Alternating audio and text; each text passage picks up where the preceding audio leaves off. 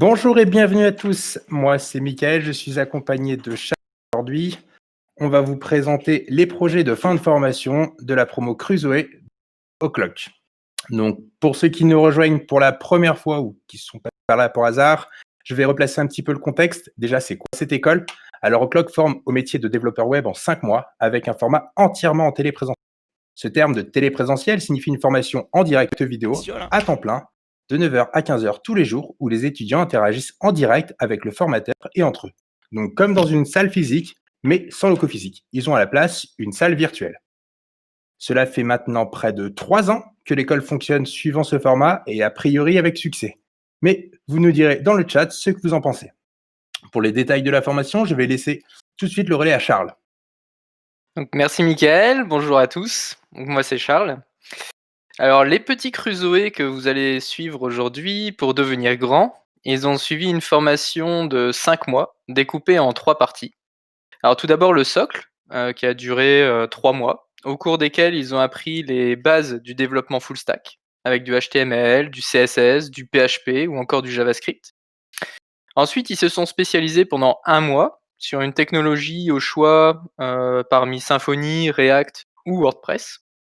Et enfin, leur dernier mois était consacré au développement d'un projet en groupe de 3 à 5 personnes, en autonomie, dans des conditions visant à simuler celles d'un contexte professionnel. Donc pour ma part, j'ai eu la chance d'accompagner ces étudiants durant ce mois de projet de fin de formation, qui pour eux, on peut le dire, était un mois très intense, un mois de folie. Et c'est pas pour rien qu'on appelle cette période entre nous l'apothéose, qu'elle vient en fait ponctuer de la plus belle des manières leur formation. Et donc aujourd'hui, c'est justement cette apothéose qu'ils vont partager avec nous en nous présentant leur travail ainsi que le bilan qu'ils tirent de cette expérience. Alors je vais d'abord repasser la main à Mickaël pour qu'il nous en dise un petit peu plus justement sur cette promotion des Crusoe. Et je reviendrai un petit peu plus tard pour les détails de la présentation et comment ça va se passer. Merci Charles. Alors maintenant que le contexte a été posé, je vous propose de faire plus ample connaissance avec la promo Crusoe. Donc moi, je suis référent de cette promo et en tant que référent, j'ai pu les suivre depuis le décollage de la promo qui a commencé fin décembre 2019. Et alors, ils ont passé une partie de leur formation dans un contexte social et sanitaire pas évident. Ils étaient tous confinés, mais ils ont survécu avec brio et c'est super impressionnant. Ils viennent d'un peu partout en France, de Nouvelle-Aquitaine, de Rhône-Alpes, d'Île-de-France, je dois en oublier, mais ils se seront reconnus. On a même une élève qui a suivi les cours depuis l'île Maurice. Donc pour une Crusoe, vivre sur une île, c'était une très belle coïncidence. Heu, Pendant leur formation, ils ont découvert les vertus apaisantes et relaxantes de la couleur verte, grâce à ma super Sherpa que j'ai portée longtemps pour leur porter bonheur. Dans cette promo, on peut compter une future maman, des champions de blind test sur des playlists improbables dévoilées tous les jours par leurs professeurs. Mais on a également des fans de Pokémon, des fans d'Harry Potter. Mais je ne vais pas vous en dire plus et vous allez les découvrir très bientôt. Plus sérieusement, c'est une quarantaine d'étudiants qui a commencé la formation donc fin décembre. Ils ont poursuivi en professionnalisation après un socle de 3 mois. Ils ont été même rejoints à ce moment-là par d'autres des étudiants pour ce mois de spécialisation. Et ils ont donc passé ce dernier mois à développer intensivement leurs projets et les projets qu'ils vont nous présenter dès à présent. Voilà rapidement pour la présentation de la promo. Mais je vois bien qu'il y a quelque chose qui vous brûle les lèvres depuis tout à l'heure. Que va-t-il se passer pour eux une fois la formation terminée? Et pour répondre à cette question, je vais une nouvelle fois passer la main à Charles. Merci Mickaël.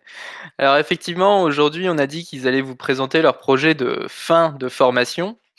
Mais en fait, on va continuer à les accompagner, même après cette journée de démonstration, pour les aider à préparer 2 certifications. Alors la première, c'est la certification HopQuest, qui validera leur connaissance des bonnes pratiques de qualité et d'accessibilité web. Et le deuxième examen pour lequel on va les préparer, c'est bien évidemment le fameux El Famoso titre professionnel développeur web et web mobile, avec le soutien indéfectible de notre Céline Nationale, qui est présente et qui assistera à vos démos avec toute son attention. Alors bien évidemment, l'objectif principal de nos étudiants, c'est de devenir développeur web junior.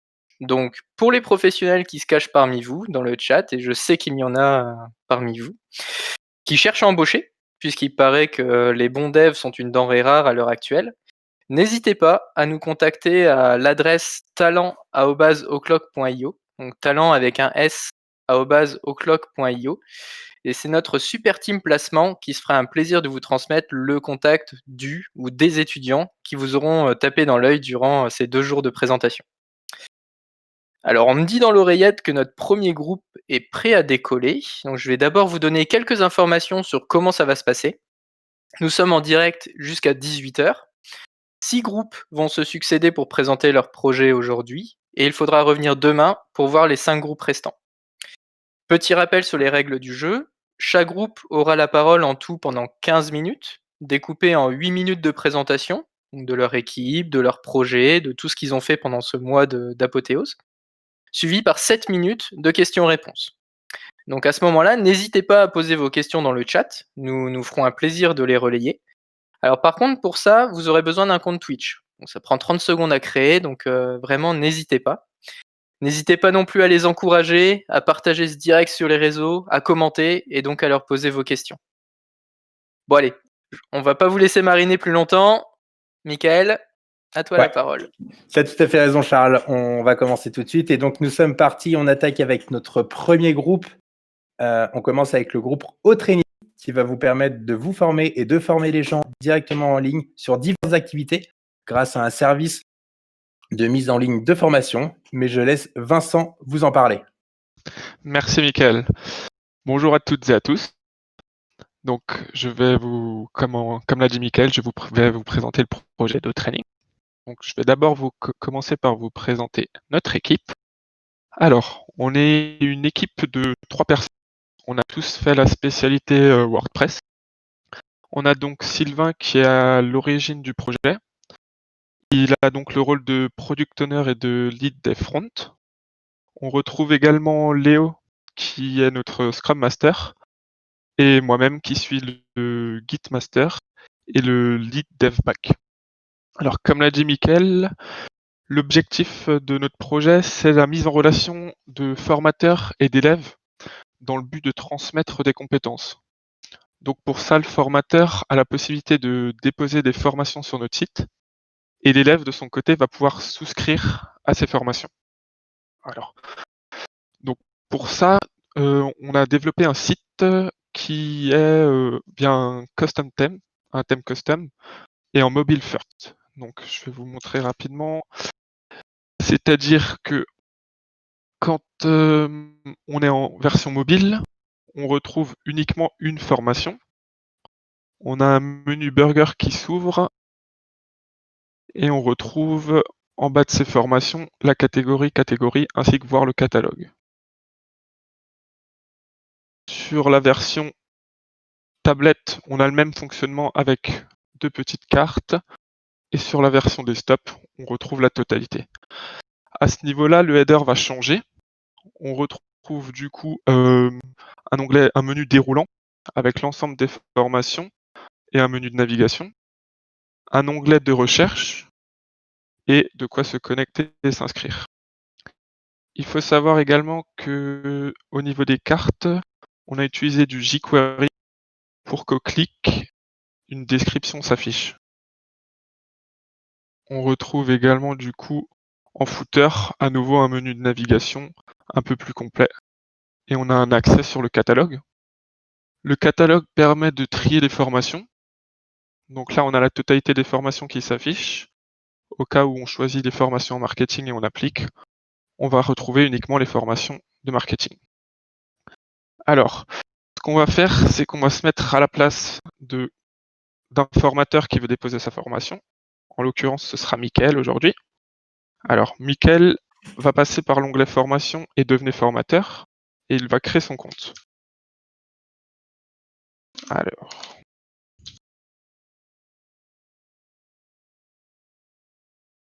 à la création du compte, Mickaël va être basculé sur le back-office. On voit que le back-office est natif WordPress. On a cependant personnalisé celui-ci en créant un plugin de rôle. Donc il y a un plugin qui permet de gérer le rôle d'administrateur, de formateur de visiteurs ou d'élèves. Donc là, on voit qu'ils ont uniquement accès aux formations ou aux médias. Au niveau des formations, il retrouve uniquement les formations qu'il a créées lui-même. Donc, pour le moment, vu qu'il n'en a pas créé, il n'en retrouve pas. Donc ce qu'on va faire, c'est qu'on va créer une formation. Mickaël, aujourd'hui, ce qu'il souhaite transmettre comme savoir, c'est lancer sa marque de Sherpa. Grand fan de Sherpa, donc il souhaite transmettre son savoir. Donc là, il sélectionne le titre. À ce niveau-là, il va pouvoir ajouter un contenu à la formation. Donc c'est la partie qui sera visible une fois la souscription à la formation exécutée. Donc là, il va remplir le contenu de sa formation. Mickaël veut également déposer une vidéo sur sa formation.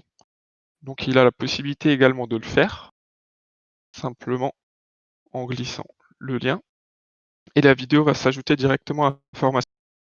On retrouve également une introduction de la formation. Donc c'est la partie qui sera visible avant la souscription. Donc là, c'est l'endroit où on va donner envie à l'élève de souscrire à notre formation. Donc il faut vendre un peu votre formation. Et c'est à ce moment-là qu'il introduit.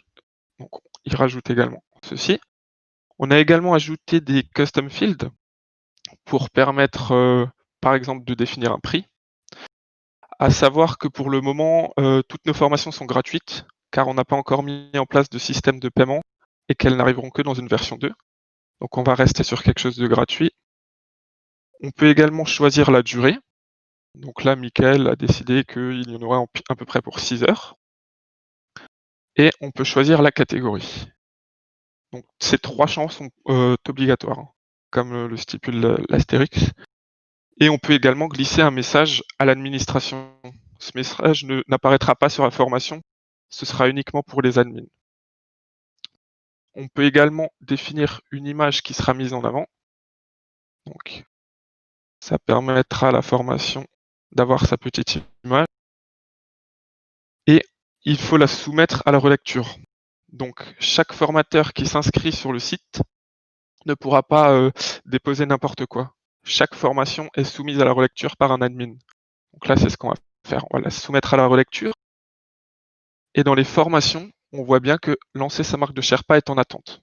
Donc ce qu'on va faire, c'est qu'on va se déconnecter du compte de Mickaël et on va aller sur mon compte d'administrateur.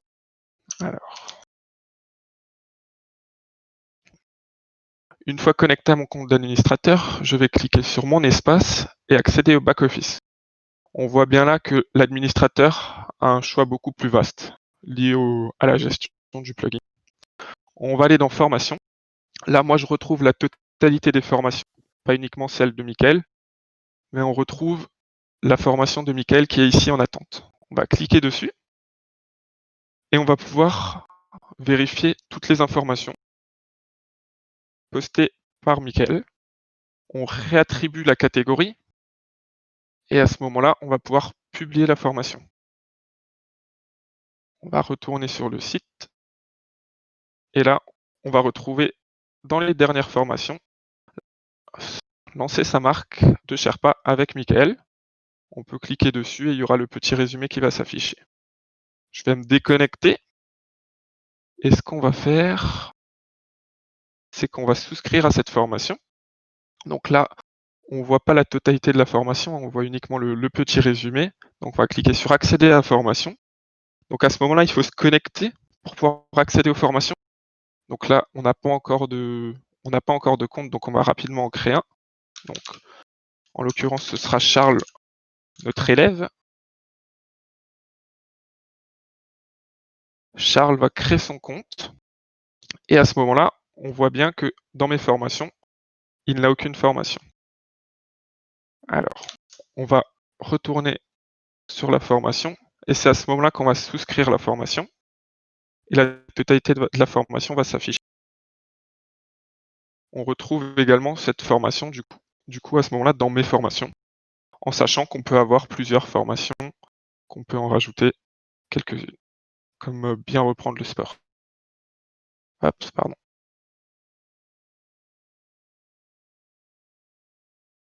On peut également y souscrire et cette formation sera également rajoutée à mes formations.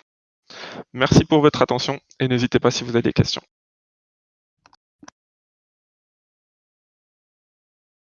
Super Vincent, bah, merci beaucoup pour ta présentation et merci d'avoir montré aux gens du chat qu'avec, WordPress, on pouvait faire, autre chose que de simples blogs, qu'on pouvait aller, beaucoup plus loin dans l'élaboration de sites web.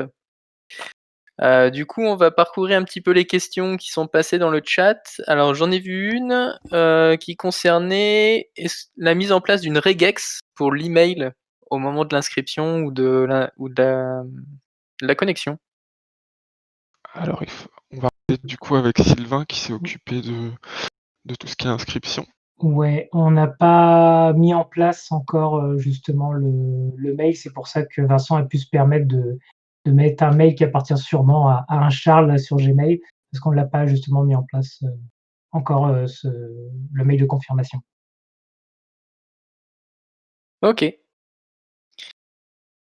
Alors du coup, je vois pas d'autres questions dans le chat. Alors, bah, du coup, moi j'en ai une.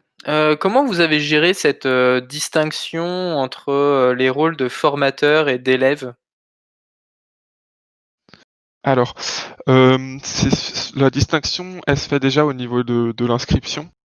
Donc là, on va retourner dans le footer. On voit qu'on peut s'inscrire. Donc ça, c'est l'inscription en tant qu'élève et devenez formateur.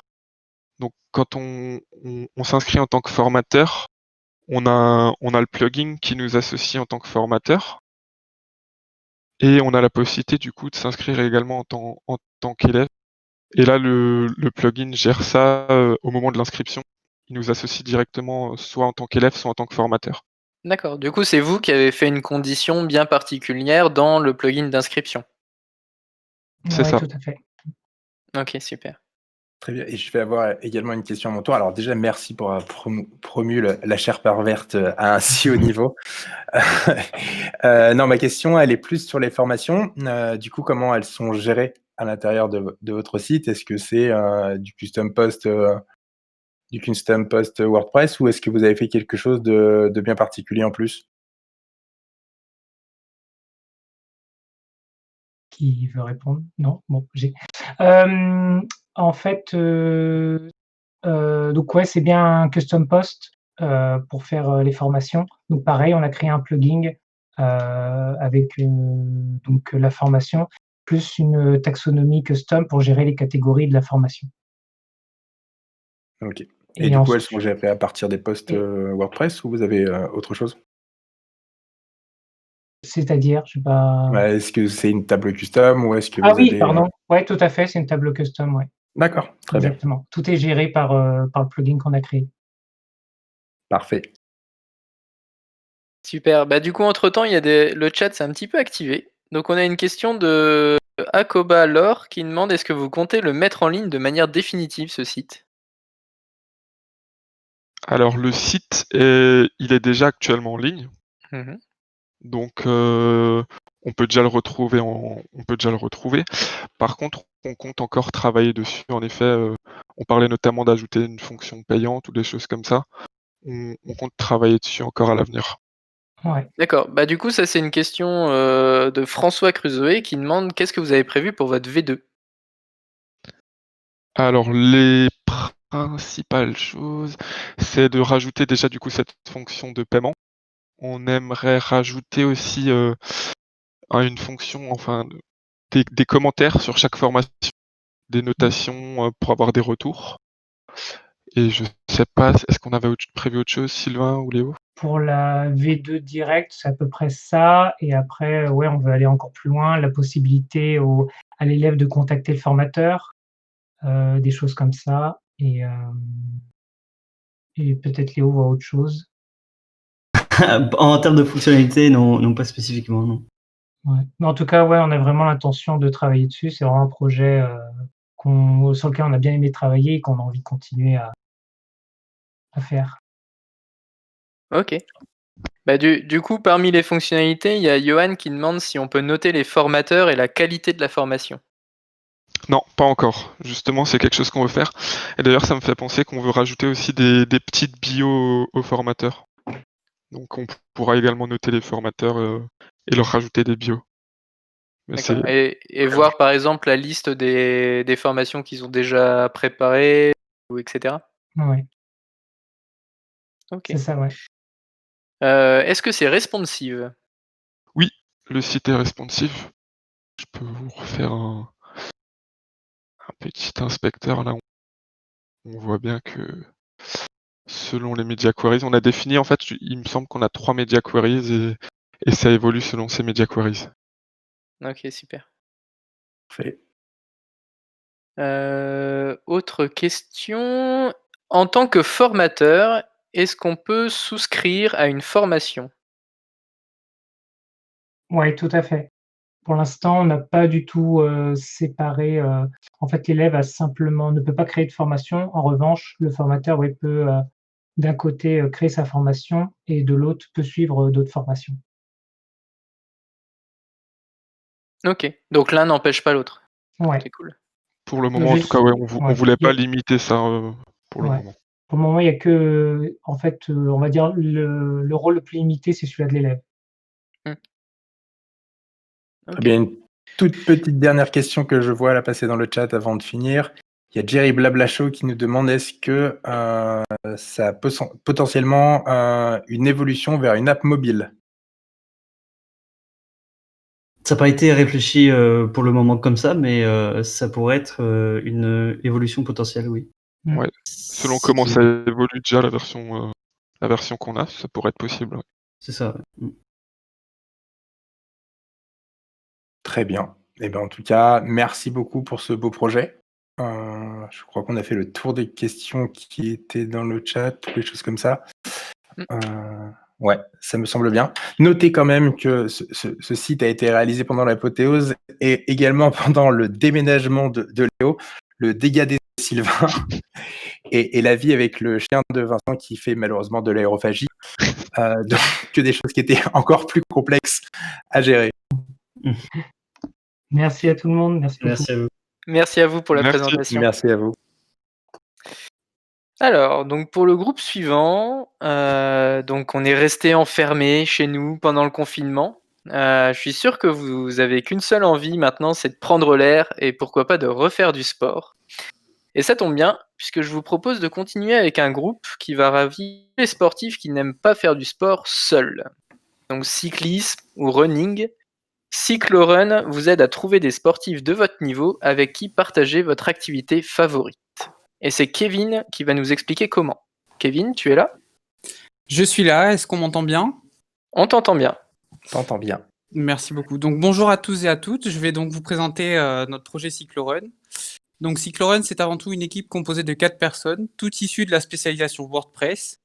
Il y a Céline, notre product owner et dev back, Christiana, notre lead back, Frédéric, notre Scrum Master référent déploiement et dev front, et moi-même, Kevin, qui a tenu les rôles de référent Git et lead front. Voilà pour l'équipe, passons maintenant au projet. Notre projet est né suite à la demande d'un sportif proche d'un membre de l'équipe. Cette personne a émis le souhait d'avoir une application grâce à laquelle il peut trouver d'autres sportifs afin d'aller faire du vélo ou de la course à pied ensemble. Ainsi, la version du projet que je vous présente aujourd'hui vise à répondre à cette demande et permet donc de s'inscrire à l'application, de se connecter, de trouver des sorties proches du domicile de l'utilisateur, de s'inscrire à des sorties et de créer des sorties. Stop à la théorie, passons à la pratique. Avant de commencer, je souhaite vous préciser que l'utilisateur n'aura accès uniquement qu'au front. Par conséquent, toutes les pages qui vont être affichées sont des custom templates, à l'exception de la page d'accueil que vous avez à l'écran. Donc, comme vous pouvez le voir, la particularité de cette page d'accueil, ce sont les animations. Donc, les animations pour les images est gérée par un plugin qui s'appelle MetaSlider. Et pour le texte, l'animation du texte, c'est géré en CSS directement. Je vais donc passer maintenant à l'inscription. Nous avons décidé de créer un formulaire que je décrirai comme one-shot, c'est-à-dire que nous demandons à l'utilisateur toutes les données dont nous avons besoin dès l'inscription. Les données de l'utilisateur sont enregistrées sur 2 tables WordPress, WP Users pour l'email et le password, et WP User Meta pour toutes les autres données. Si l'inscription réussit, un message de succès s'affiche avec un lien vers la page de connexion. Sinon, tous les champs sont vérifiés et s'il y a une erreur, le message correspondant s'affichera. Je vais maintenant rapidement donc m'inscrire en tant que nouvel utilisateur. Et je vous prie de ne pas vous moquer de mon prénom et de mon nom de famille.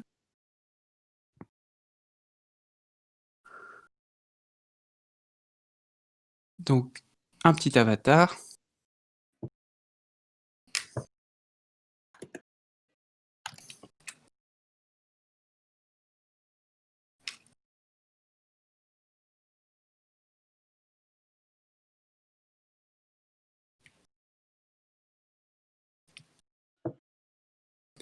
Hop. Donc, comme c'est expliqué juste en dessous des titres des sections du formulaire, à part l'avatar, tous les champs sont obligatoires. Sinon, l'utilisateur ne pourra pas bénéficier de toutes les possibilités de l'application.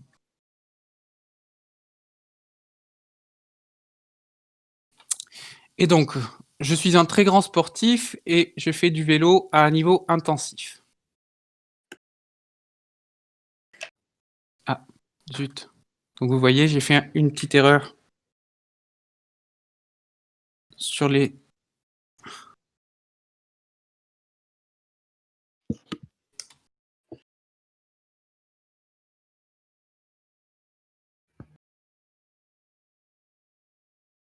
Mot de passe. Oh, mince, je me suis trompé.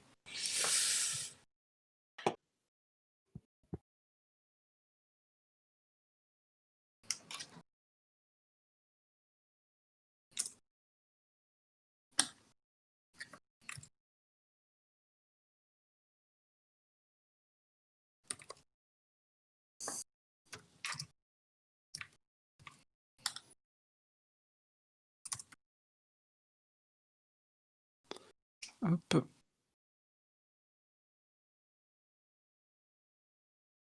Bah, décidément, je suis désolé.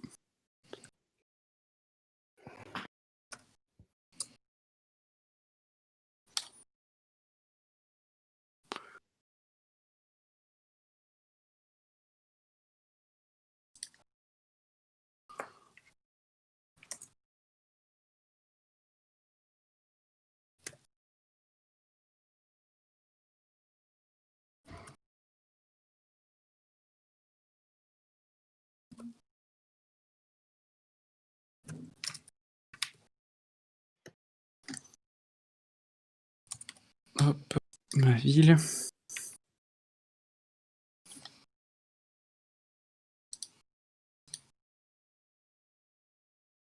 Voilà, donc l'inscription a enfin réussi.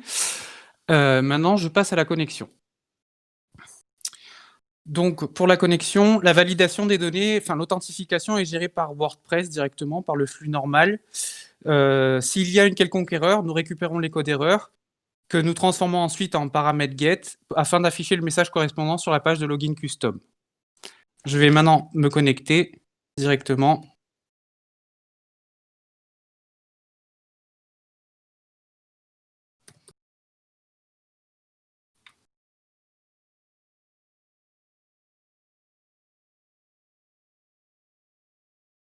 Ah bah décidément, aujourd'hui, j'ai les doigts palmés.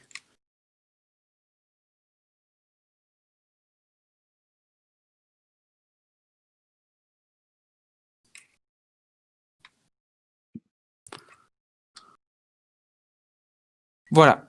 Donc j'arrive enfin sur la page, sur ma home. Comme vous pouvez le voir, la home est divisée en deux sections. Dans la section nouvelles sorties s'affichent les 3 dernières sorties organisées proches de mon domicile. Dans la section j'y participe prochainement doit s'afficher des news sur 3 sorties pour lesquelles je participe. Étant nouvel utilisateur, j'ai pour l'instant un message m'invitant à participer à une sortie. Je ne sais pas vous, mais ça me donne envie de faire du sport tout ça. Je vais donc suivre l'invitation et voir ce qu'on me propose. Donc j'arrive sur la page participer à une sortie.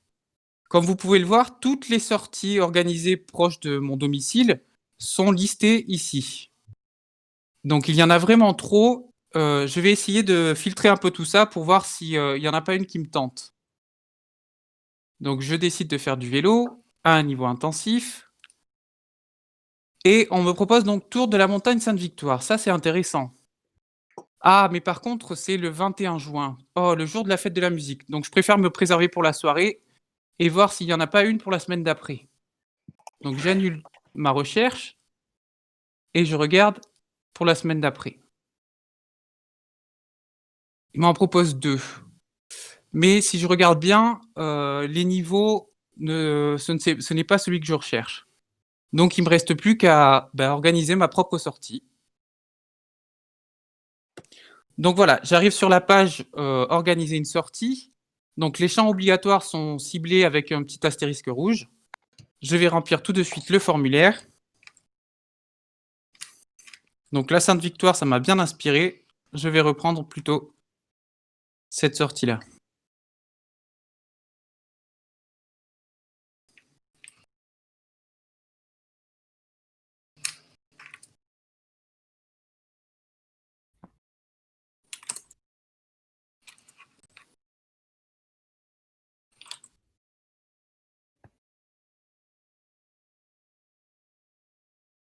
Donc j'ai dit pour le 28. Ah, je vais mettre hop là, 15h30. Voilà.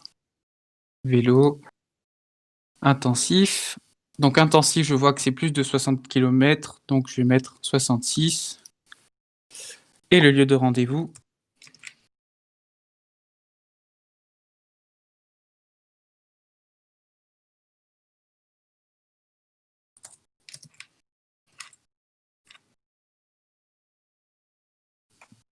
Voilà, une petite image pour donner envie un peu plus aux gens de s'inscrire à ma sortie. Et je valide. Donc pour les sorties, les données alimentent une table custom que nous avons créée par l'intermédiaire d'un plugin que nous avons lui-même créé aussi. Cette table custom est liée à notre table WordPress WP Users par 2 relations. Une relation can create de type one to many et une relation can participate de type many to many. Pour gérer cette dernière relation, le plugin crée aussi une table pivot. J'ai bien le message de succès, j'ai la possibilité d'aller voir ma sortie en détail. Allons jeter un petit coup d'œil.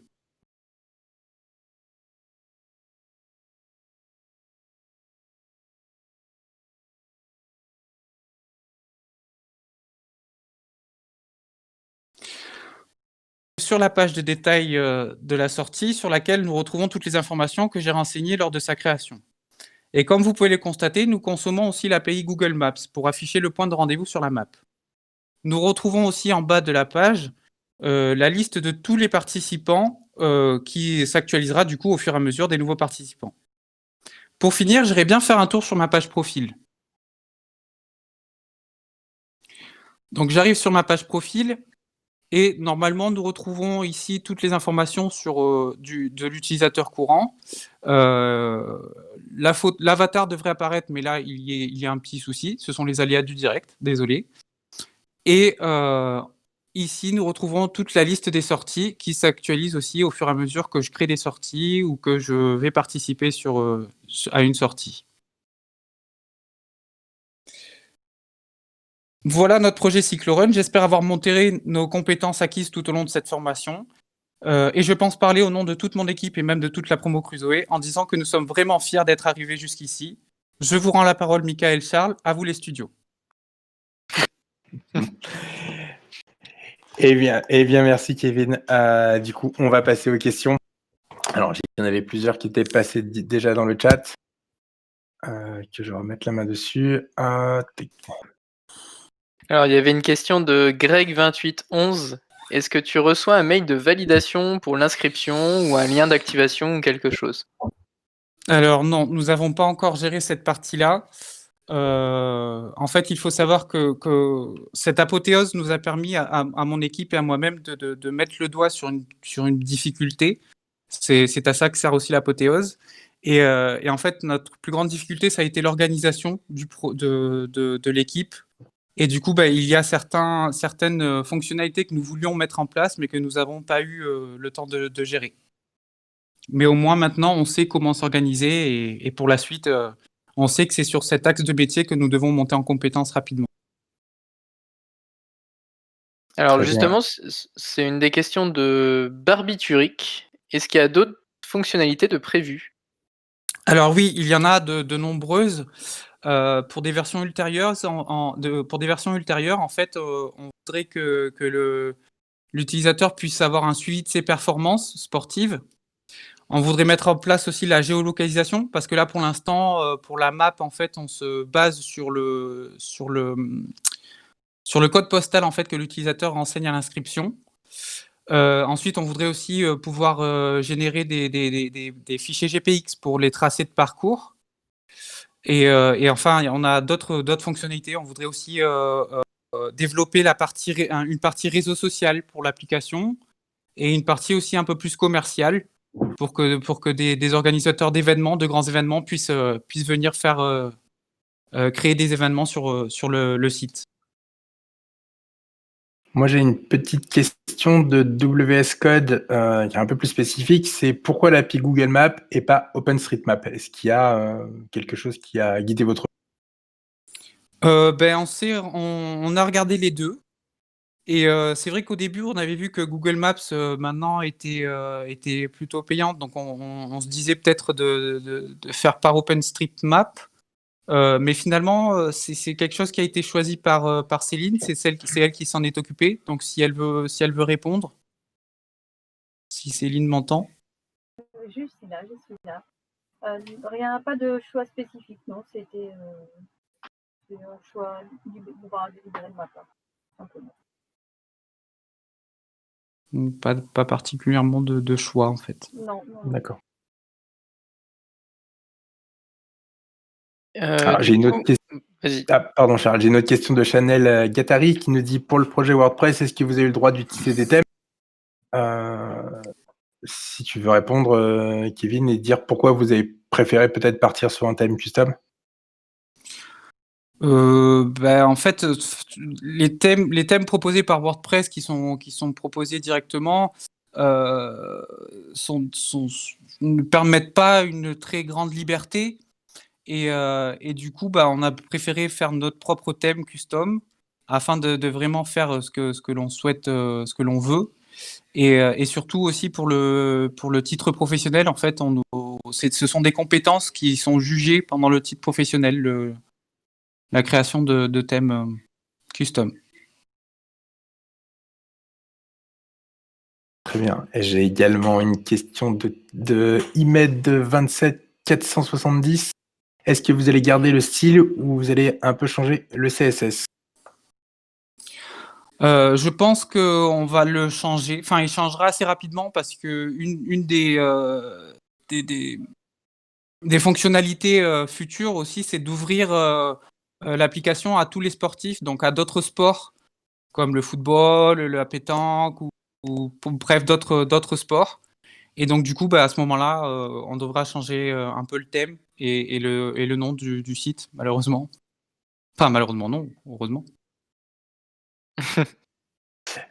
Nouvelle question de TicTac78. Est-ce qu'on peut mettre des commentaires aux sorties que l'on a faites par rapport aux personnes qui ont participé, par exemple? Non, justement, on a pensé que ça rentrait dans la partie plutôt réseau social de l'application, donc on a préféré le garder pour une version ultérieure. Très bien. Je vais continuer, Charles, si ça ne t'ennuie pas. Vas-y, J'ai vas-y. Nana Oushka 92 qui demande s'il y aura une application, j'imagine une application mobile. Oui, tout à fait. Parce que le but, c'est justement quand, par exemple, on doit se donner rendez-vous à un point, qu'il y ait peut-être une messagerie pour qu'on puisse se communiquer et se rassembler vraiment au point de ralliement, au point de rendez-vous pour la sortie. C'est aussi prévu dans les versions ultérieures. Très bien. Eh bien, merci Kevin. Merci à vous de m'avoir écouté. Je t'en prie. En tout cas, c'était un très bon travail, merci. On va passer au groupe suivant. Et du coup, si comme Charles, vous aimez le sport et que vous trouvez que Cyclorun est un service intéressant, alors je vous propose d'aller encore un tout petit peu plus loin avec un autre service lié au sport. Désolé pour ceux qui n'aiment pas le sport dans le chat. C'est vrai, quitte à faire du sport, pourquoi ne pas carrément faire un voyage sportif? Et du coup, l'agence de voyage en ligne Voyage en Sport peut vous aider dans la réalisation de ce voyage. Alors, on enfile ses baskets et on rejoint Johanna et Solène. Les filles, est-ce que vous êtes là? On est là. Donc bonjour Parfait. à tous. Moi c'est Odette, j'ai 37 ans et je sais pas vous, mais après ces mois de confinement, j'ai vraiment besoin de m'aérer l'esprit et de me dégourdir les jambes. J'en discutais avec ma sœur ce matin et elle m'a parlé d'une agence de voyage en ligne, donc Voyage en Sport. Ils vont lancer leur activité. Voilà, ils organisent des petits séjours sportifs en plein air avec des passionnés. J'ai bien envie de voir ce que ça donne. Alors là, je suis sur leur page d'accueil. Je vois qu'ils proposent, il y a 6 voyages en page d'accueil. Ils proposent du yoga, du trail, de la randonnée, du vélo. Ouais, c'est pas mal. Pas mal de choses en Provence-Alpes-Côte d'Azur, Auvergne, Corse. Ça m'intéresse la Corse. Bon, ce que je vais faire, c'est que je vais commencer par m'inscrire, parce que je pense que je vais tester leur activité. Alors, Odette de la Tour. Alors, je m'inscris, gmail.com.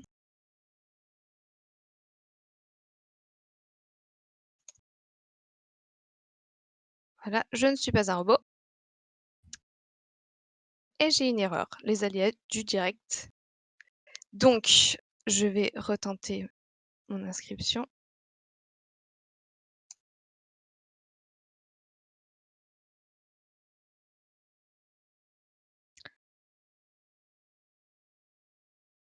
Alors, j'ai certainement dû taper mon mot de passe en faisant une erreur. Non plus. Bon. Alors, je vais tenter quand même la connexion, on ne sait jamais si ça a marché. C'était pas le mot de passe trop court, par hasard? Je vais retenter.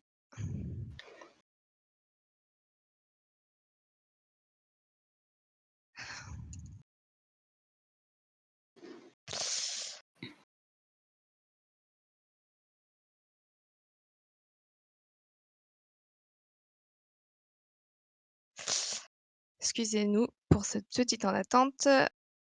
C'est bon, ça a Voilà. marché. Donc sur ce coup-ci, je tente mon inscription. Ça sera plus simple pour réserver. Donc me voilà connectée. Je vais voir quand même s'ils proposent pas d'autres voyages. Alors, ouais, c'est vrai, il y en a pas mal, hein. Bon, ce que je vais faire, c'est que je vais peut-être filtrer, ça sera plus simple. Donc cet été, je me voyais bien partir en Corse. Ouais, il y a plusieurs activités en Corse, plus de la randonnée. OK, ils ont 2 voyages, donc un de 13 jours, un de 5 jours. À partir du 15 août, c'est parfait, c'était pendant mes vacances.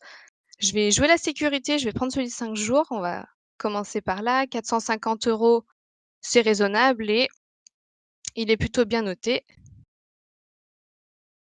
Alors, donc les petites photos. Oh, c'est vrai que ça donne envie, hein. J'ai vraiment hâte de le faire, ce voyage. Donc le programme nous propose, pas mal de kilomètres par jour. Je pense que ça va être quand même fatigant, mais si je suis avec des passionnés, ça devrait être plutôt pas mal. Niveau technique 5, bon, j'ai encore un peu de temps pour me préparer. Alors le détail du prix, je vois que le vol est compris. Alors ça, c'est vraiment parfait, ça m'évite de réserver un billet d'avion. Bah, je suis conquise, je vais réserver. Alors, je vais partir toute seule.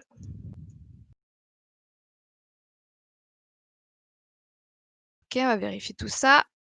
C'est parfait. J'ai ma réservation avec moi-même. Très bien. Donc, hop, allez voir ma photo. Je vais peut-être mettre une petite photo de profil. Alors, hop là. Décidément, ça veut pas aujourd'hui. Bon, c'est pas grave. Alors, je vois qu'il y a quand même quelques petites fonctionnalités, que j'aimerais bien continuer à développer avec eux, avec, mon œil critique de développeur. Ce que je vais faire, c'est que je vais essayer de prendre contact avec eux. Alors, j'ai préparé mon petit message. Je vais leur écrire un mail. Super. Je leur envoie. Bon, bah maintenant, je vais attendre le retour. Et en attendant, je vais aller voir la tête de ceux qui ont fait le site. Et donc, le projet que Solène, alias Tête de la Tour, vient de vous présenter brillamment est le fruit du travail de 4 personnes que vous pouvez voir à l'écran. Donc, Guillaume, qui a été lead front développeur, mais aussi Git master et administrateur système. Donc, moi-même, qui étais product owner et développeuse back-end. Solène, qui a été scrum master et lead back développeur. Et Xuan, qui a été développeuse front-end. Donc, pour réaliser Voyage en Sport, nous avons travaillé en back-end avec Symfony et créé une API pour communiquer avec nos 2 collègues du front. L'équipe front-end a utilisé React et ils ont tous les deux appelé les routes envoyées via l'API avec Axios. Le formulaire de contact, il fonctionne avec Mail.js et bien sûr, les formulaires, autant la réservation que inscription, connexion et même le formulaire de contact, sont vérifiés en front et en back. Et l'inscription et la connexion est ensuite sécurisée grâce à un JWT token. Toutes les données que vous avez vues et qui ont bien plu à Odette, la liste de tous les voyages, les dates, les prix, le niveau de chaque voyage, même les photos, sont des informations qui sont stockées en base de données et ensuite qui sont affichées dynamiquement grâce à l'API, justement, entre le front et le back. Et donc, pour administrer ces données, on a mis en place le bundle de Symfony qui s'appelle EasyAdmin, comme donc Solène est en train de nous connecter à EasyAdmin. Donc l'idée d'EasyAdmin, c'était de nous permettre d'avoir un back-office assez simple à utiliser pour administrer toutes les données qui apparaissent sur le site internet.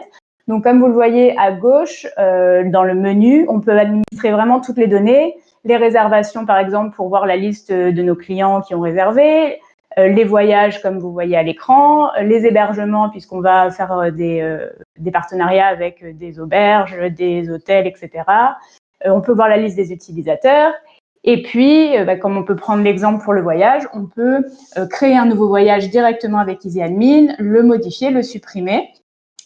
Et on a aussi 2 éléments qu'on voit bien à l'écran, rouge et vert, qui sont isActive, qui nous permettra de facilement désactiver un voyage qu'on ne veut plus vendre. Et donc, ça nous évite de le supprimer pour pouvoir garder l'historique. Et puis, on a un bouton Display Homepage qui nous permet de décider ce qu'on veut afficher en page d'accueil, parce qu'il y a certaines fois des voyages qu'on voudra plus mettre en avant que d'autres. Voilà, je pense que j'ai fait le tour. Merci beaucoup pour votre attention. Et maintenant, nous sommes prêts à ramer et à quitter l'île de Robinson Crusoe. Parfait, alors si vous êtes prêts à nous quitter, eh bien on va... il y a même un petit bateau qui s'en va. C'est déjà prévu l'île de Robinson. Très bien, on va passer aux questions. Du coup, la première question que je vois, c'est une question d'Akoba Laure qui nous demande quelle techno. Mais vous avez certainement déjà répondu si je ne dis pas de bêtises. On a répondu, mais on peut refaire un tour. Principalement, c'est Symfony pour le back, React pour le front, une API REST pour joindre les deux. Voilà, ça c'est pour répondre principalement. Et puis après, il y a le bundle EasyAdmin, Axios pour appeler l'API. Voilà. Très bien. On a également une question de Carliest. Quelles vont être les possibilités de paiement et moyens de protection vis-à-vis des modes de paiement? Alors, j'avoue qu'on ne s'est pas complètement penché sur la question parce qu'on avait un temps très limité pour développer. Donc, j'ai pas la réponse complète. On va probablement faire un paiement carte bleue parce que c'est ce qui paraît le plus pratique aujourd'hui pour les clients. Mais après, en termes de sécurité, etc., j'avoue que on n'a pas encore creusé ce point. Alors, tu as parlé un petit peu de sécurité. On a vu avec le formulaire qu'il y avait de la sécurité qui avait été mise en place. Est-ce que vous pouvez nous en dire un petit peu plus? Alors, on a mis effectivement une sécurité en back et en front. En back, par exemple, Symfony, on vérifie qu'un email est bien un email. On a aussi mis en place un nombre minimum de caractères pour le mot de passe, par exemple. et on a remis ces mêmes vérifications en front, ce qui fait qu'on a les doubles messages quand une personne essaie de se connecter. Ok. Et bon là du coup vous nous avez laissé sur cette page d'erreur 404 qu'on n'a pas rencontrée pendant votre navigation par le vrai site, donc c'est cool. Et vous l'avez faite comment cette page d'erreur 404? Alors là, je vais laisser intervenir Guillaume. J'imagine que je vais dire honteusement que je l'ai pompé quelque part. Non. Pas honteusement, il J'espère que dit tu vas pas fièrement dire ça. qu'il a trouvé un modèle sur Internet et Ouais, qu'il j'ai l'a cliqué- reproduit pour Voyage en Star. Voilà, c'est ça. C'est exactement ça. J'ai un peu refait à ma sauce et puis voilà. Ok. Full CSS et HTML, je précise. Pour ceux qui s'intéressent. On a une autre question concernant les fonctionnalités de Acobalor qui demande est-ce que vous comptez rajouter un système de notation des voyages par exemple? Oui, complètement. En fait, on a même prévu de vraiment continuer ce site et de le faire vivre à l'avenir et de vraiment commercialiser ces voyages. Donc, on a beaucoup d'idées en tête et on a beaucoup d'améliorations prévues, notamment effectivement le fait de noter les voyages par les personnes qui les auront faits.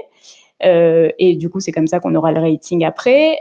Aussi, le fait de pouvoir mettre des voyages dans ses favoris. Le fait de pouvoir commenter un voyage auquel on a participé et du coup que les autres personnes puissent voir les avis. On va ajouter bien sûr le système de paiement dont on parlait tout à l'heure, aussi un système de cartes pour qu'on puisse visualiser les voyages sur une carte pour choisir, ce qui sera aussi intéressant. Donc oui, la notation c'est prévu. Ok. Et ainsi que bon nombre de fonctionnalités d'après tout ce que tu as dit là. Ouais. On a hâte de s'y remettre. Du coup, il y a une question qui me vient en tête. Je sais pas si il me semble pas que vous l'ayez dit, mais comment vous est venue l'idée de ce projet, parce que ça a l'air d'être une idée carrément aboutie dans votre tête là. Moi personnellement, ça fait longtemps que je pense à ce projet parce que j'ai eu envie de faire un voyage de ce type-là et j'en ai pas beaucoup trouvé. Et puis je me suis dit qu'avec le confinement et puis le fait que j'ai vu sur Instagram tous les gens qui faisaient du vélo chez eux pendant 2 heures ou 4 heures d'affilée, et que dès qu'il y a eu une possibilité de sortir, sortez tout de suite, etc. Je me suis dit que déjà le sport n'était pas mort pendant le confinement. Au contraire, les gens avaient encore plus envie de sortir. Et puis, on vise en l'occurrence la France parce que on sait qu'il y aura des restrictions dans les voyages, que les frontières ne seront pas forcément ouvertes. Et en fait, c'est même tant mieux parce qu'il y a tellement de paysages magnifiques à explorer dans notre pays qu'on n'a pas forcément besoin d'aller si loin. Donc, tout ça mis en place, voilà, j'ai eu l'idée de ce site et puis il se trouve que j'ai trouvé 3 autres personnes également passionnées à qui ça a plu aussi. Donc, c'était parfait. Super. On a une question dans le chat qui est passée. Est-ce que vous avez utilisé React Router ou Gatsby ou Next.js? On a utilisé React Router. Enfin, Guillaume et Xuan ont utilisé React Router. Ouais. Sur tout ce qui a été cité, seulement React Router qui ressort. Ok. J'en ai vu passer. Est-ce que le site est responsive? Alors, il l'est en principe, mais c'est pas complètement abouti. Donc là, ça fonctionne bien. Toutes les pages ne sont pas complètement abouties, mais celle-là fonctionne bien, celle que Solène vous montre.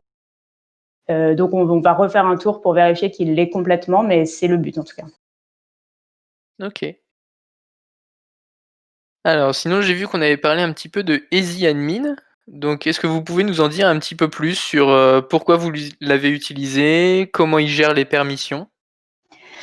Alors, on l'a utilisé parce que c'est un back-office qui est assez vite prêt à l'emploi, c'est-à-dire qu'il suffit d'installer le bundle et ensuite de configurer. Et comme on avait pas mal d'autres choses à coder par ailleurs, c'était pas mal d'avoir cette partie back-office qui était plus facilement prête. Et c'était aussi plus facile d'avoir un back-office comme EasyAdmin plutôt que d'aller directement dans la base de données, entrer toutes les données, parce qu'on a au moins une bonne dizaine de tables. Donc, c'était vraiment pas pratique d'utiliser directement les tables. Et donc, en termes de sécurité, on a mis effectivement une sécurité pour que seulement un certain type de rôle, donc les personnes avec un certain rôle, puissent y accéder. Et c'est pour ça que Solène, tout à l'heure, a pu se connecter parce qu'elle avait un rôle administrateur que les membres du site n'auront pas. Ok, donc vous avez une distinction de rôle entre des simples membres, des admins, Des etc. admins, ouais, Et vous avez un c'est ça, filtre au niveau de la connexion qui... qui Ok. ne donne accès qu'aux admins. Alors on a Ah, une question également sur votre niveau à l'entrée de la formation. Alors moi, j'étais niveau 0, j'avais strictement rien codé de toute ma vie. Guillaume et Xuan avaient tous les deux fait du HTML et du CSS. Et puis Solène, je te laisse peut-être dire, toi, tu as une expérience un peu plus complète. Alors oui, moi j'avais fait un BTS développeur d'application, mais il y a 7 ans. Ouais, je l'ai eu il y a 7 ans et comme j'ai pas du tout travaillé dans la branche, on perd très très vite la main. Donc j'ai voulu me remettre dedans. En fait, c'est comme si je repartais de zéro, j'avais des notions mais sans plus. Et en fait, là, je me suis rendu compte qu'en 6 mois, j'en avais appris beaucoup, beaucoup plus qu'en 2 ans de BTS. Donc tu confirmes le caractère intense de la formation. Je confirme. C'est faisable, mais c'est intense. Ok, ça Mais marche. vous en sortez grandi, c'est ça qui est bien. Ouais. Ça, c'est sûr. Bon, bah, Je crois qu'on a fait le tour des questions d'ailleurs, si je ne dis pas de bêtises. Et puis de toute façon, on arrive au terme du délai imparti pour le groupe. Donc merci à vous pour cette belle présentation. Merci. Et puis pour le travail que vous avez accompli, c'est super, en si peu de temps. Merci. Alors, Merci à vous. Merci. Alors pour notre part, on atteint le milieu des présentations, donc c'est l'occasion pour nous de vous faire un petit rappel sur le contact, l'adresse mail talent@oclock.io. Donc pour tous ceux qui seraient intéressés par nos étudiants, s'il y en a déjà qui vous intéressent par leur profil, par leurs compétences, n'hésitez pas à nous contacter et la team placement, comme je vous l'ai dit tout à l'heure, se fera un plaisir de vous mettre en relation avec les étudiants concernés. Et du coup, on enchaîne avec le prochain groupe. Et du coup, si, comme moi, contrairement à Charles, et comme je l'ai pu le voir, de la même chose que beaucoup de gens dans le chat, vous n'aimez pas forcément le sport, et ben c'est pas grave. Par contre, si vous aimez les voyages, comme moi, et si possible, pas dans un hôtel classique, hein, quelque chose d'un petit peu original et un peu inattendu, et ben j'ai peut-être un bon plan pour vous, parce que Atypique, c'est clairement son job de nous trouver le logement insolite. Et Kevin va nous montrer ça. Bonjour à Kevin, tous. Oui, vous m'entendez? on t'entend, tu peux y aller. Ok. Alors, donc l'équipe d'Atypique, composée pour le back-end d'Alexandra, d'Elisa et de Virginie, et pour le front-end de Mathieu et moi-même, on va vous présenter le projet du même nom. Donc Atypique, qui est un projet qui vise, comme l'a dit Mickaël, à vous proposer des logements un petit peu insolites partout à travers le monde. Mais ça permet aussi à des hébergeurs qui posséderaient ce genre de biens de les mettre en ligne pour se donner de la visibilité sur le net. Donc, l'application qui a été réalisée en React côté front vous amène directement sur cette page d'accueil, sur laquelle vous pouvez directement effectuer une recherche via différents filtres comme la localisation, le prix ou encore le type d'hébergement. Voilà. Si vous n'avez jamais tenté ce genre d'expérience et que vous ne savez pas trop par où commencer, ben, on vous propose en dessous les différents types d'hébergements qui existent avec quelques photos et descriptions. Ce sont des petites cartes qui vont vous rediriger vers une page de recherche qu'on verra après, avec des filtres prédéfinis. Voilà. Donc, pour la présentation, j'ai cru entendre que Charles, notre helper, avait une petite cabane au fond de son jardin qu'il aurait bien aimé mettre en ligne. Donc, bah, Charles va évidemment devoir se connecter pour pouvoir faire ça. Alors, grâce à React Router, la connexion et le changement de page, la navigation au travers du site se font sans rechargement de page. Ça permet donc une interface utilisateur plus fluide et une meilleure expérience utilisateur.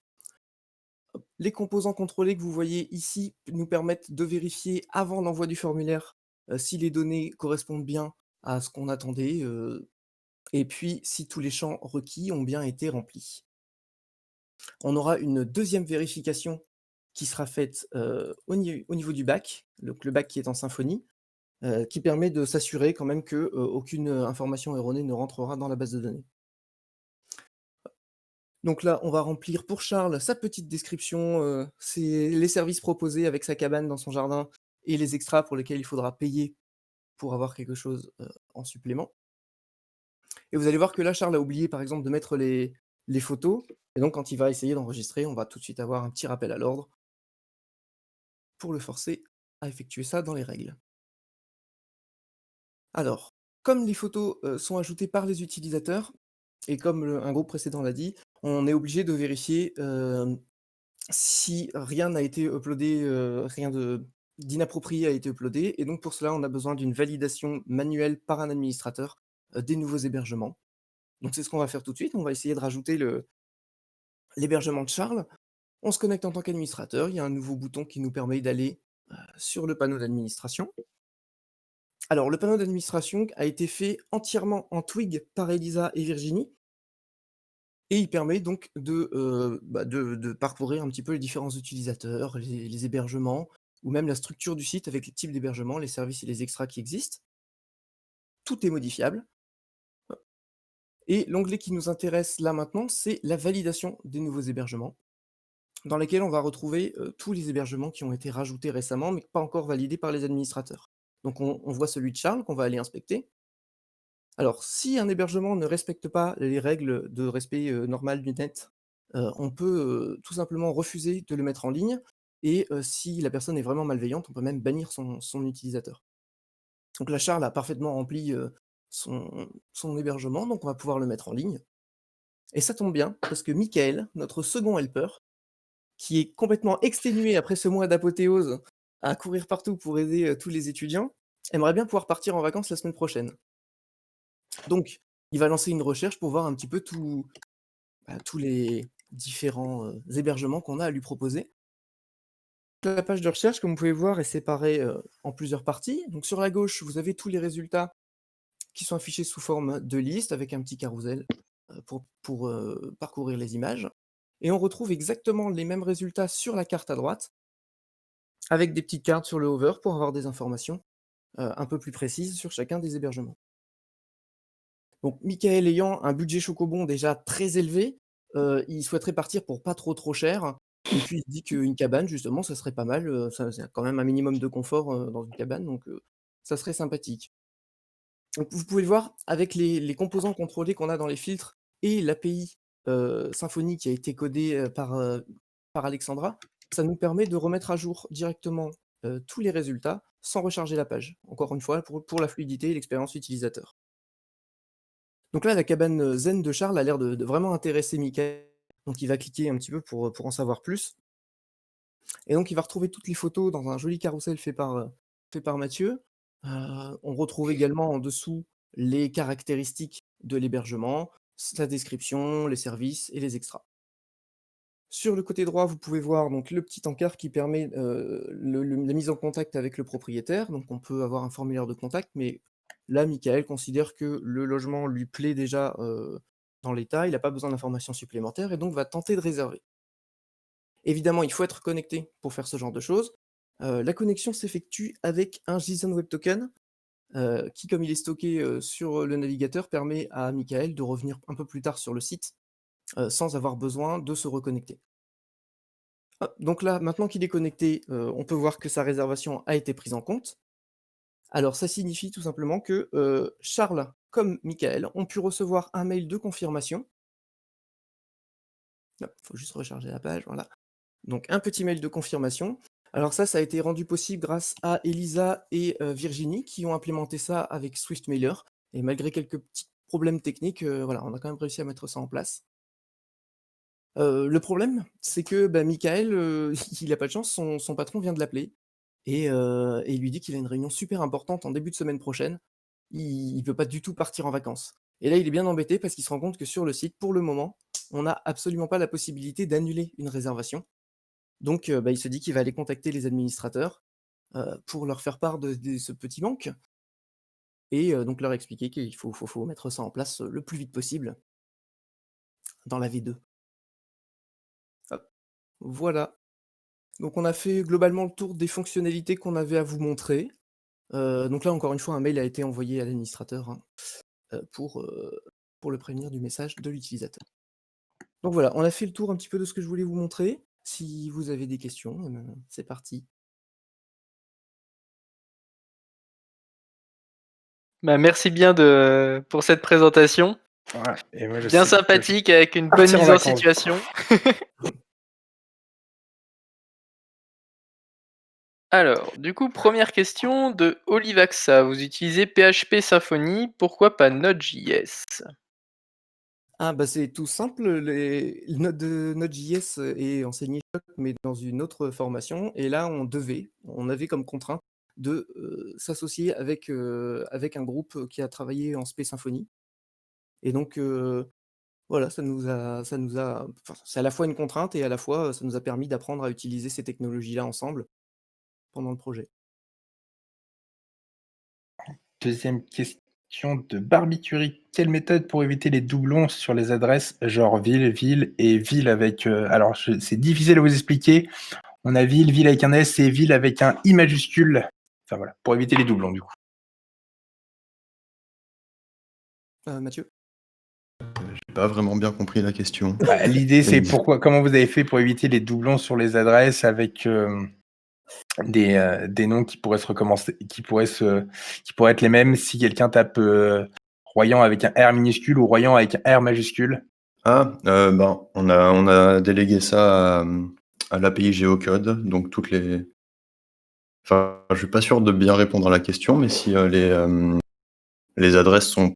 Si on peut pas placer les adresses sur la map, on peut pas accepter le logement. Très bien, donc si j'ai Ça bien vous va compris, comme réponse? pour valider, c'est bien le fait que vous utilisez l'API Geocode qui vous permet de vous assurer au final que les gens ne tapent pas la ville, mais la ville est récupérée directement depuis cette API, c'est bien ça? Oui, c'est ça. Très bien. Alors, on a une autre question sur qu'est-ce que vous avez utilisé comme librairie pour le style? Material UI. Et c'est tout. Inoptiquement. Ouais. Et du coup, je vais poursuivre sur cette question-là. La petite charrette de loading, vous l'avez faite comment? J'ai récupéré une charrette classique en PNG que j'ai transformée en SVG, j'ai isolé les roues et j'ai animé tout ça en CSS directement. Super. Ok. Et du coup, qu'est-ce que vous avez utilisé comme librairie de composants cette fois-ci? Pas forcément de style. On a le carrousel qui est React Caesar. Et c'est le seul composant qu'on a récupéré, je crois. Il me semble, ouais, tout le reste après c'était des composants Material UI. Mm. Il y a la carte aussi. Ouais, bah oui. Bah, d'ailleurs, on a une question sur la carte. Est-ce que si on zoome dessus, on peut filtrer les résultats par rapport aux bounds de la map? Pas encore. C'est prévu pour la V2. Bah, du coup, vous pouvez nous dire un petit peu ce que vous avez prévu pour cette V2? Oula. Oula. La V2, la V3, on a énormément de choses de prévues. On voulait un système de commentaires et de notes sur les différents hébergements. On voulait pouvoir effectivement rechercher dans la zone en déplaçant et en zoomant sur la carte. Ajouter la gestion des réservations aussi, du coup. Voilà, c'est ça. Donc de pouvoir voir toutes les réservations qu'on a en ce moment, les supprimer en cas d'imprévu, etc. Et puis après, en V très beaucoup plus loin, le passer en application peut-être avec React Native et peut-être aussi rajouter un système de paiement directement intégré au site qui permettrait de rendre ça viable d'un point de vue business. Alors, D'accord, donc pardon. vas-y, Charles. Donc Non, vas-y. ça veut dire que derrière, il y a une vraie logique de poursuivre ce projet? On en a un petit peu discuté, on n'est pas certain de le continuer. Par contre, en tout cas, on l'a pris dès le début comme étant un projet qui était viable et on a essayé de le concevoir comme un projet qui pouvait être mis en ligne par la suite. OK. Du coup, c'était un peu la question que je voulais poser. Je vais enseigner aussi en disant, c'est quoi qui vous a donné l'envie justement d'aller sur ce type de projet? C'est quoi la genèse un petit peu de ce projet de quelle tête c'est sorti au final? Ah, sorti de la tête d'Elisa, vas-y. Elle veut pas nous le dire. Elisa? Ouais, elle est timide. Désolée, petit problème technique. Ouais, c'est un projet qu'on a mis en place à la base avec Alexandra. Alors effectivement, moi je suis une passionnée des hébergements insolites un peu partout sur la Terre. J'adore voyager et du coup découvrir ce type d'hébergement. Donc c'est comme ça que l'idée a mûri en fait. À la base, le projet ne ressemblait pas du tout à ça. Et puis, en fin de compte, on s'est dit pourquoi pas, quoi. Donc, on l'a mis en place tout doucement et puis ça s'est fait. Je pensais pas qu'on irait jusque-là et qu'on aurait un site comme on l'a aujourd'hui. Mais voilà, en tout cas, je suis ravie du rendu actuel et du travail de toute l'équipe. Très bien. D'ailleurs, il y a Gaijin971 qui rejoint complètement ton avis, puisqu'il dit que c'est vraiment ouf de voir les projets réalisés après 6 mois. Donc félicitations à tous, c'est énorme. Donc effectivement, on peut que se joindre aux félicitations pour ce projet avec beaucoup de fonctionnalités. D'ailleurs, je vois en haut là le petit onglet Mon profil. Vous en avez pas parlé, si je me trompe. Non, non, parce que la présentation est assez courte, mais voilà, Mickaël qui a sa petite photo ici peut tout à fait changer son mot de passe, son prénom, etc. Vous êtes allé hyper loin. Trop loin, d'ailleurs. Plus que vous. Donc voilà, il peut tout à fait changer son avatar, modifier toutes les routes fonctionnent. Super. Parfait. Et du coup, je vais vous poser la question qu'on a posée également à un autre groupe. Du coup, effectivement, que Gaijin disait que c'est fou de voir ce que vous avez pu réaliser après 6 mois d'études. Mais du coup, est-ce que vous aviez avant déjà codé quelque chose ou déjà fait un peu de code avant de commencer la formation? Pour ma part, j'avais un master en informatique, mais plutôt orienté réseau et système. Et je suis en reconversion vers le web. Très bien. Et pour les autres de ton groupe? Et moi, une licence en maths info aussi. Pour ma part, j'avais pas du tout codé avant de rentrer chez Oclac. Même chose pour moi. Et moi, juste un peu HTML, CSS, mais rien. Donc une superbe montée en compétences, clairement. Ok. Alors juste un petit rappel, on parle de 5 mois de formation, mais pour réaliser ces projets, donc l'apothéose dure en fait 20 jours. 20 jours pendant lesquels il y a une première semaine qui est dédiée à la conception, donc uniquement des documents rédigés, et ensuite seulement du code. Donc en gros, les sites que vous voyez aujourd'hui, les étudiants ont eu à peu près entre 10 et 12 jours de code. Voilà. C'est des dingues. En tous les cas, merci beaucoup pour cette présentation et bravo pour le travail que vous avez accompli. Merci à vous. Merci. Merci. Merci. Et donc pour les autres, je vous propose de passer au projet suivant. Donc face à la crise que nous avons traversée et que nous continuons de traverser, le monde a dû s'adapter. Et le milieu scolaire n'a pas échappé à cette règle. Donc OSchool vous propose sa solution en s'inspirant d'un thème qui ravira les jeunes et les moins jeunes. Donc Émeric et Sarah, est-ce que vous êtes là pour nous présenter OSchool? Oui, on est là. Du coup, comme disait Charles, en effet, donc OSchool est venu un peu de la détresse du confinement et des galères scolaires qu'on a pu rencontrer autour de nous. Et du coup, OSchool, en fait, c'est une plateforme du coup qui a pour but de faciliter les échanges entre les élèves et les professeurs. Donc que ce soit pour les établissements en fait physiques ou alors les établissements non physiques, donc pour proposer vraiment les cours à distance tout le temps. Le but, c'est que les écoles choisissent d'inscrire leurs établissements et à partir de ce moment-là, donc ils viendront faire une demande à nous en fait, et c'est nous qui allons leur créer leur compte pour qu'ils puissent après donc répartir du coup les comptes élèves et les comptes profs à leurs professeurs et à leurs élèves. C'est un projet du coup qui a été réalisé en Symfony et en React.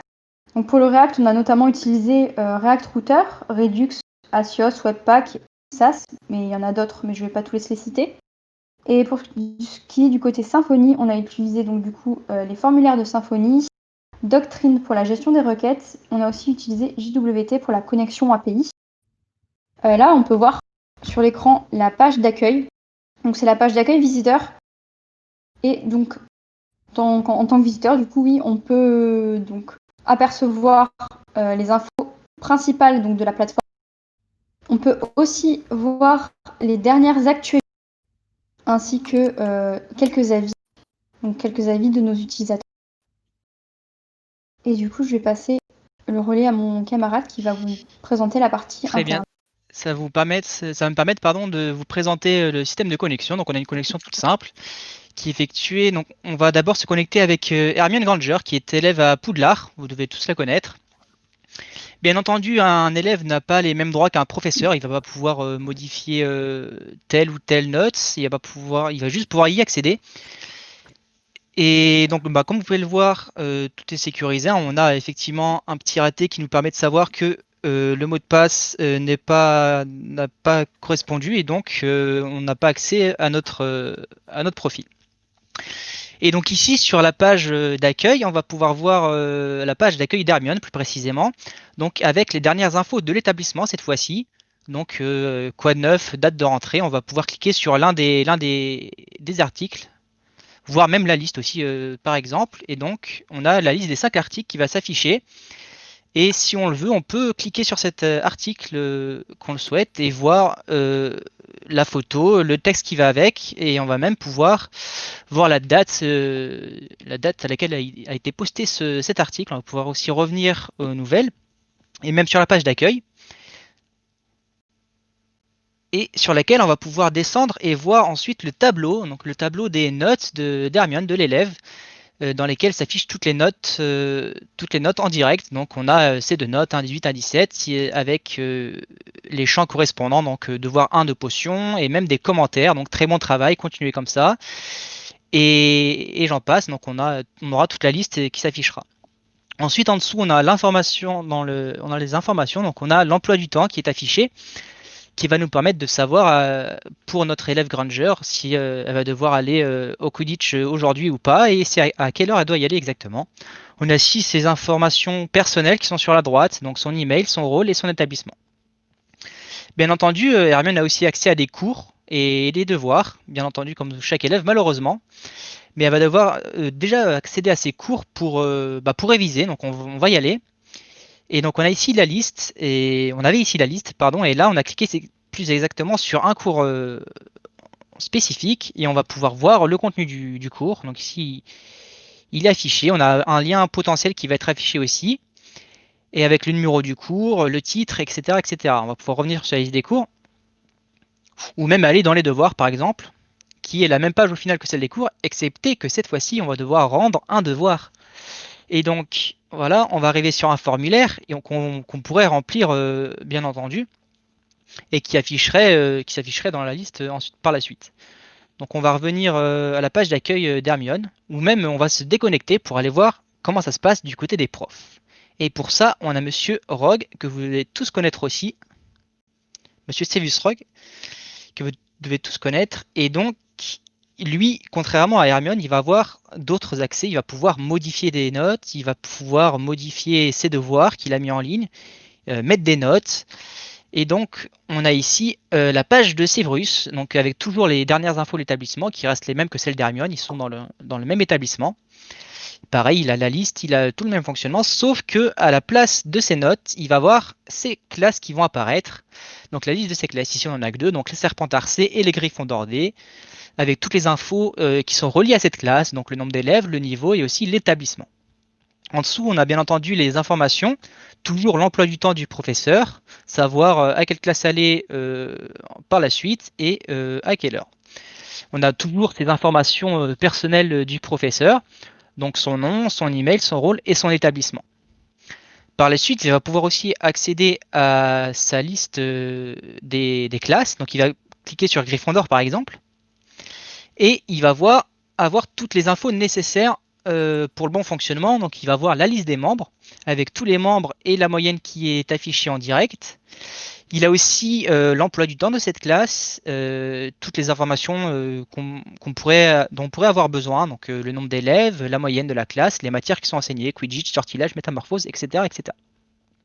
Il a aussi les cours qui sont de cette classe, ou même les devoirs. Donc on va pouvoir accéder à des cours par exemple. Voilà, on clique dessus, on a la liste des cours, toujours pareil. Et on va même pouvoir en modifier un. Comme ça, on va pouvoir vous montrer comment ça marche. Et là, vous voyez, on a tout le formulaire. Donc on a fait une erreur, on a mis test sous ces barres-là, on va mettre test coucou. Et on va pouvoir le modifier. Et on va voir que ça va pouvoir apparaître par la suite dans la liste. Donc on clique sur modifier, s'il te plaît Sarah. Je te remercie. Et si on revient sur la liste des cours, on va pouvoir avoir voilà, notre titre qui a été modifié. Et ça, c'est magique, tout se fait tout seul. Par la suite, il va pouvoir accéder aussi à la page About.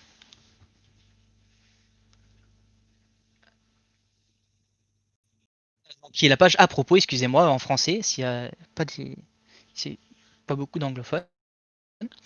Et donc c'est la page qui va présenter notre projet. Et donc pourquoi on a choisi ce projet avec ces 2 paragraphes. Je ne vais pas vous les lire, mais c'est un peu notre point de vue du côté de notre projet. Et ensuite, en dessous, on a toute l'équipe qui a présenté, qui a créé ce projet. Donc on a Sarah en product owner qui a été du côté back-end, Marvin, notre lead dev back, bien entendu dans le back-end, Ahmad qui a été notre testeur côté front, et on a Emric, moi-même, qui est Git Master et Scrum Master. Et ensuite, nous avons Samy, qui était un lead dev front, et bien entendu, qui travaillait dans le front-end. Je vous remercie de nous avoir écoutés, et je vous laisse poser vos questions. Très bien. Mais... Merci, Emric. Je vois qu'on a déjà une première question. Est-ce que vous avez écrit le CSS directement ou est-ce que vous avez utilisé une librairie de composants? Eh bien non, on a écrit tout le CSS directement. On a utilisé SAS et SCSS pour travailler notre CSS, ce qui nous a beaucoup facilité la tâche. Et puis voilà, c'est tout ce dont on a utilisé. Si on a utilisé Bootstrap aussi, excusez-moi, mais j'en pense, on a utilisé Bootstrap avec. Et puis c'est tout ce dont on a utilisé en CSS. Voilà. J'ai une autre question. Qu'est-ce qui est prévu pour la suite de ce projet? Eh bien, on a beaucoup de choses de prévues, donc on va pouvoir peut-être gérer plus facilement la liste des élèves, on va pouvoir peut-être inscrire lors de l'inscription d'un établissement, potentiellement aller chercher dans sa base de données, par exemple, toutes les classes et pas avoir à les rentrer à la main pour l'école, ça reste quand même beaucoup plus pratique. Donc c'est une évolution qui est dans nos têtes, on a prévu d'y travailler, on va y travailler, et puis voilà. Une autre évolution possible, on avait parlé ça, de faire possibilité de cours en visio aussi.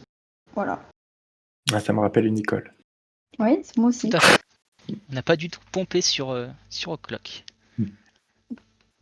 Vas-y, Charles. Ouais, il y avait une question. Est-ce que c'est le directeur d'un établissement qui fait les démarches pour s'inscrire, je suppose?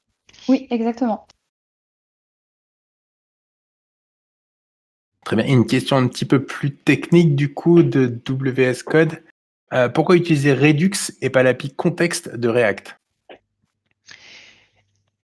Eh bien, pour ça, je vais laisser répondre notre lead dev front qui va avoir plus de compétences pour vous dire tout ça. Et donc, Samy. Oui, vous m'entendez? Oui, on t'entend. Très bien. Yes.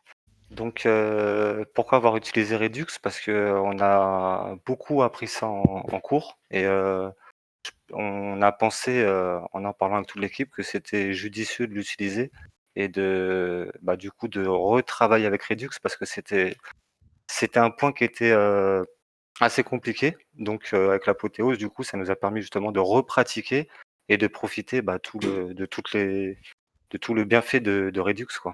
Voilà. Alors, on avait une autre...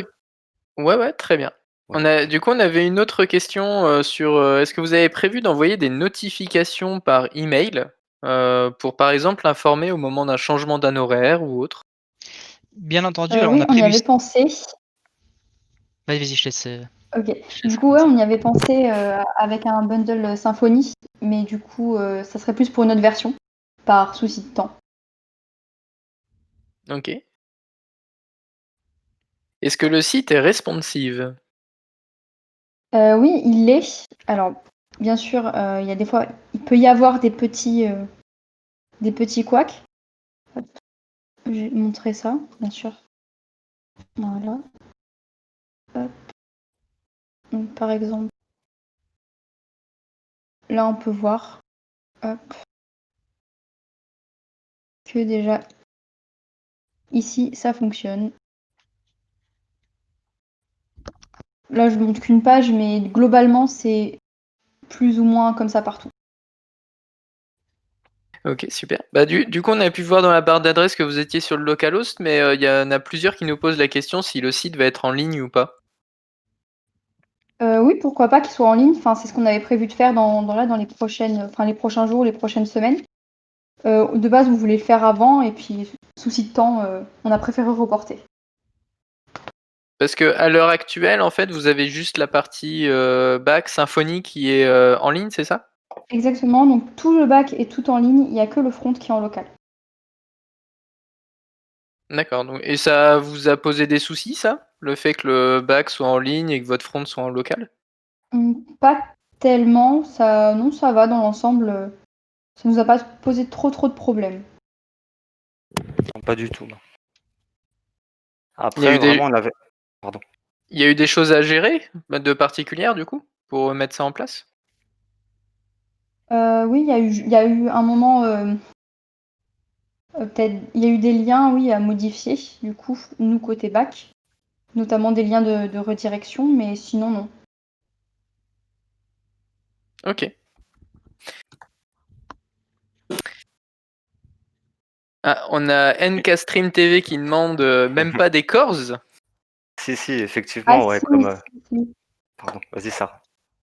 Non, vas-y, je les avais oubliés, ceux-là. Ouais, bah en fait, c'est comme beaucoup de projets où il y a des requêtes entre front et back. Bah oui, on a été confronté aux erreurs cores et bah ça nous a coûté une journée, quoi. Je pense comme pas mal de gens. Mais dans l'ensemble, on pensait plus difficile de pouvoir Symfony avec React. Par exemple, moi, je connaissais pas du tout Symfony. Je suis plus de l'univers JavaScript et Node. Et puis en fin de compte, bah, ça s'est fait tout seul et on n'a pas eu de problème particulier, à part cette fameuse erreur cors, mais bon, c'est pas lié à Symfony, quoi. C'est avec Node, c'est pareil, voilà. Ok. Et du coup, il y a un autre aspect qui est évoqué dans le chat avec la notion de token. Est-ce que vous pouvez nous en dire un petit peu plus? Oui. Alors du coup, le back, oui, il est géré avec les JWT tokens. Ce qui fait que nous, quand ils se connectent, côté front, ils vont aller vérifier nous, côté back, ça va vérifier les identifiants et ça va leur envoyer un token. Et ce token va préciser du coup quel utilisateur est connecté et du coup s'il a les droits ou pas en fonction de la page où il va vouloir accéder. Voilà. Ce qu'on a fait, c'est qu'on stockait le token que le back nous renvoyait dans le local storage du navigateur client, donc du navigateur de la personne qui utilisait le site. De ce fait, bah, elle n'avait pas besoin de se reconnecter en venant, en éteignant son PC et puis en revenant, tant que le token était valide. Et puis ça nous permettait aussi par la même occasion d'authentifier les requêtes par rapport à certains rôles. Par exemple, un élève n'avait pas les mêmes droits sur les requêtes qu'un professeur. Donc voilà. Ok. Donc c'était pour gérer toute cette partie sécurité du site. C'est ça, oui. Exactement. Ok, super. Bah écoutez, je vous remercie pour cette présentation et pour le boulot. Je vous félicite de tout ce que vous Ouais. avez accompli. Merci. D'ailleurs, il y a beaucoup de messages dans le chat qui vont dans le Ouais. même sens, qui vous félicitent pour tout ce que vous avez fait. Merci à tous. Et le thème Harry Potter a un petit peu déchaîné les passions. Donc bravo. Les félicite. Mm. Merci à tous. Eh bien, c'est déjà l'heure de notre dernier groupe, Charles. Et oui, déjà, notre 6e et dernier groupe. Donc on va laisser ici la scolarité et le monde des sorciers pour un sujet qui s'intègre parfaitement dans les préoccupations actuelles. On va retrouver le groupe Zéro Déchet et Manon qui va nous parler de sa plateforme de mise à disposition de recettes non alimentaires. Manon. Bonjour à tous, est-ce que vous m'entendez bien? Très bien. On t'entend très bien. Super. Je vais donc vous présenter le projet Zéro Déchet et pour cela, on va se mettre dans la peau de Nicole. Donc Nicole, elle en a marre d'utiliser des produits d'entretien et des produits d'hygiène qui sont pleins de substances plus ou moins toxiques, et qui sont donc mauvais pour la santé et mauvais pour l'environnement. Donc elle souhaiterait se mettre à les fabriquer elle-même. Et ça tombe bien, puisqu'elle vient juste de terminer son bidon de lessive Ajax Fête des Fleurs, et qu'elle cherche donc une recette pour fabriquer elle-même sa propre lessive. Et c'est donc comme ça qu'elle se retrouve sur notre site. Alors, lorsque Nicole elle arrive sur notre site, donc elle tombe sur la page d'accueil. Sur la page d'accueil, elle peut avoir donc un menu de navigation en haut qui permet de naviguer sur tout le site. Elle a également un bandeau qui va lui permettre de devenir membre et de s'inscrire donc. Et puis elle a également 2 carousels qui présentent les recettes, les 6 recettes les mieux notées du site, et également les 6 dernières recettes qui ont été postées sur le site.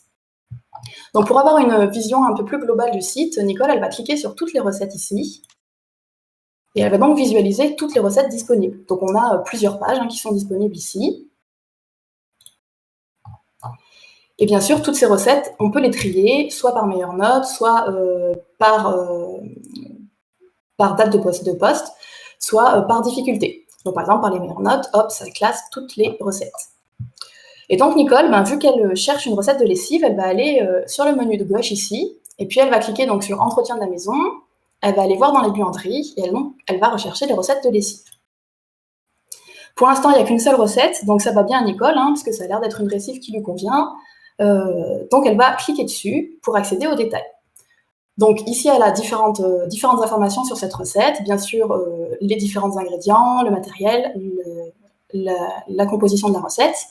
Elle a également la note de la recette, le nombre d'avis, et elle peut également visualiser les commentaires qui ont déjà été postés. Et on lui dit donc que si elle veut elle-même poster des commentaires ou si elle veut noter la recette, il faut qu'elle puisse devenir membre. Donc c'est ce qu'elle va faire, Nicole, parce qu'elle a bien envie justement de voir un peu toutes les fonctionnalités que lui propose le site. Donc elle va cliquer ici, et donc elle accède à un formulaire d'inscription. Donc le formulaire est bien entendu sécurisé avec les contraintes des formulaires Symfony. Donc elle va s'inscrire ici.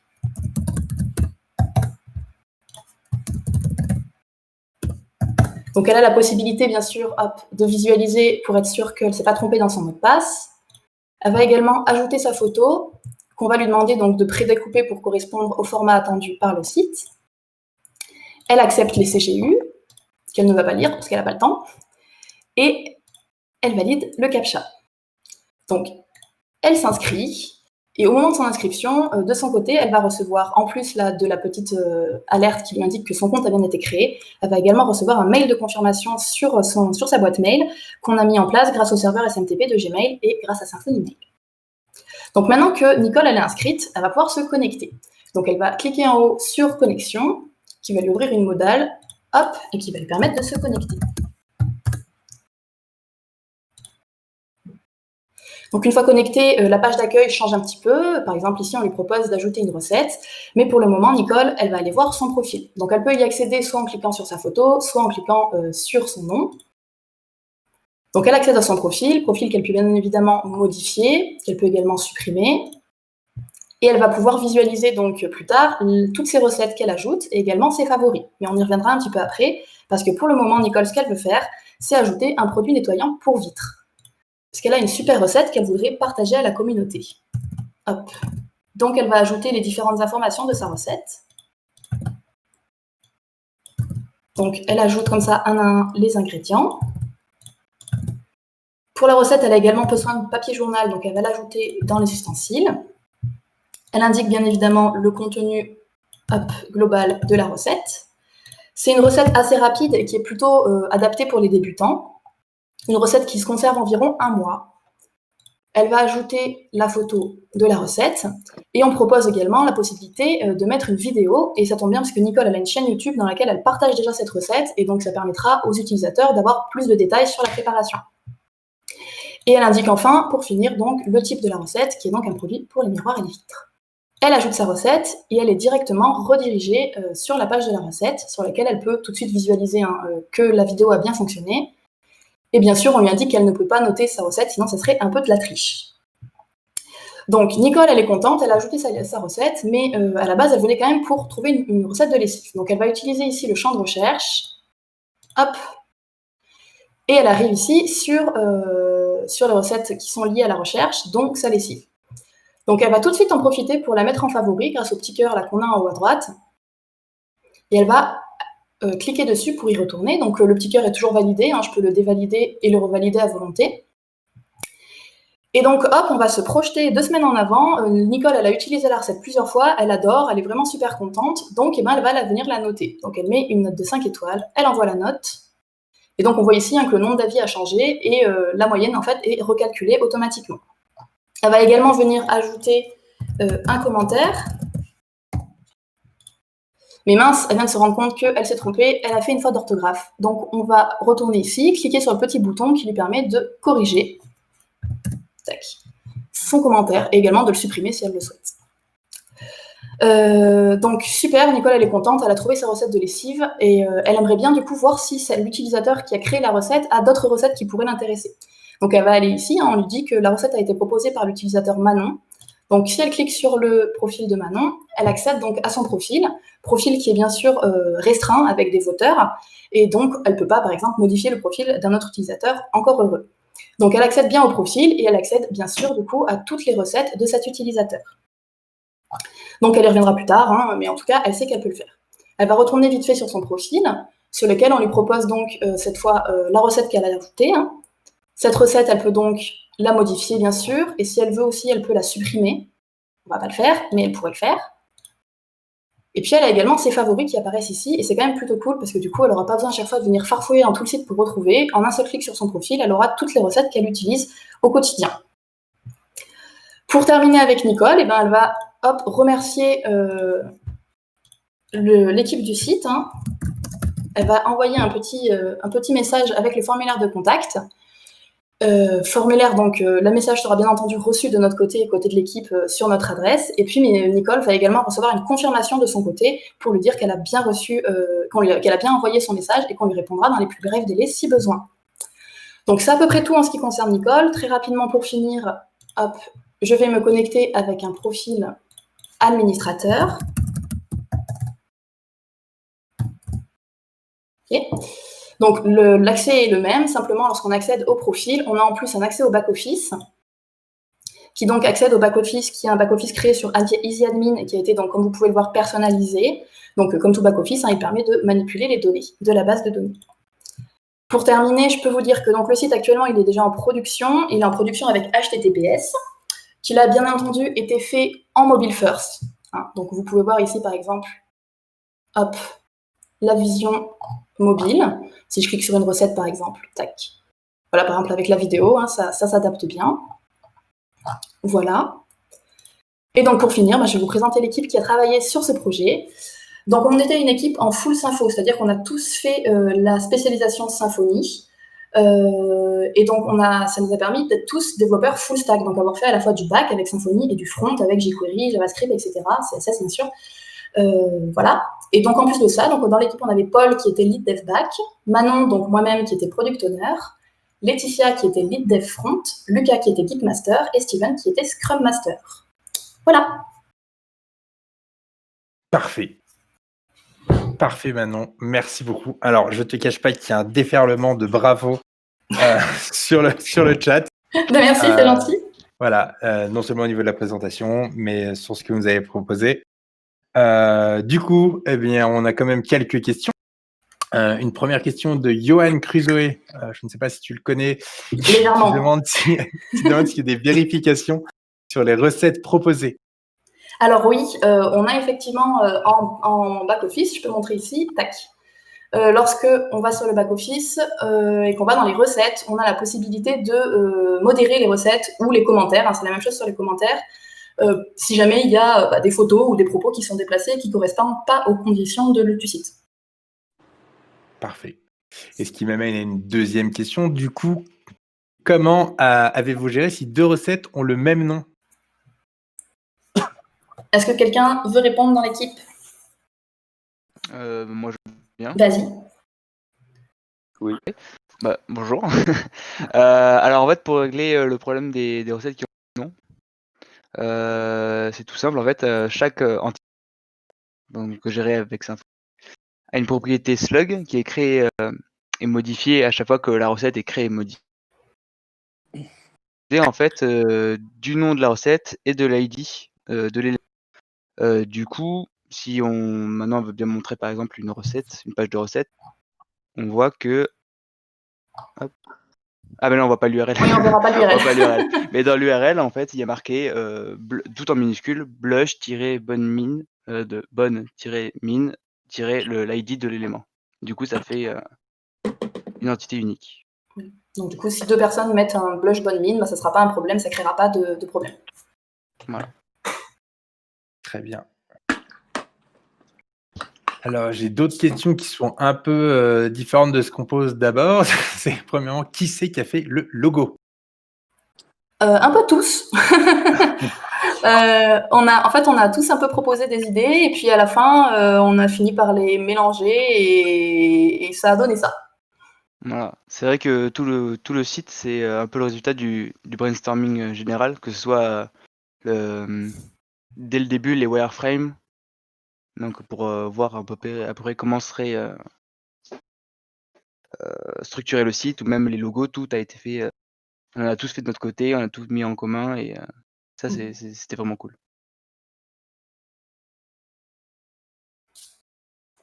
Alors, qu'est-ce qu'on a comme autre question? J'ai une question ici qui me dit pourquoi avoir utilisé une techno dépréciée comme jQuery?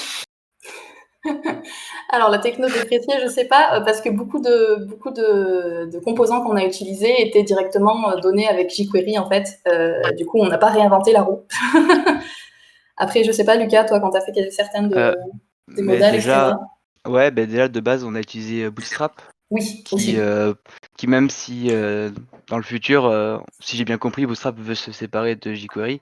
En attendant, pour l'instant, Bootstrap utilise jQuery. Donc c'est un peu la raison. Et de plus, en cours de route, on a changé de version de jQuery parce qu'on avait besoin de fonctionnalités supplémentaires, notamment pour gérer des requêtes Ajax. Donc voilà. Alors justement, c'est une question qui revient un petit peu. Vous avez dit que vous aviez développé le site en Symfony, mais quelle technologie vous avez utilisée en plus de Sympho? Parce que vous avez fait du PHP, là tu m'as parlé un petit peu d'Ajax, on a parlé de jQuery.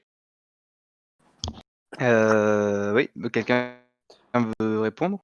Nous avons aussi du JavaScript pour info, ne serait-ce que pour le menu déroulant qui affiche exactement où nous sommes sur la page, par exemple, lorsque l'on sélectionne, où le JavaScript récupère l'adresse URL pour bien sûr que le menu soit dynamique.